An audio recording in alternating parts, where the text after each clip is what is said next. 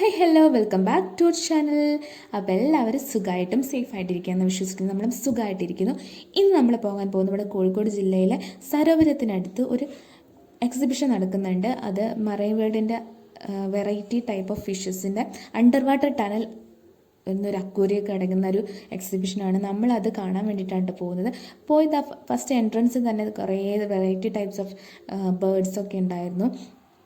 നല്ല ഭംഗിയുണ്ടായിരുന്നു കേട്ടോ. വെറൈറ്റി ടൈപ്പ് ബേർഡ്സ്, അതുപോലെ തന്നെ ഫിഷസ്, അതായത് ചെറുതും വലുതുമായിട്ടുള്ള ഒരുപാട് ഫിഷസിൻ്റെ കളക്ഷൻ ഉണ്ടായിരുന്നു. അതൊക്കെ നമ്മൾ കണ്ടു.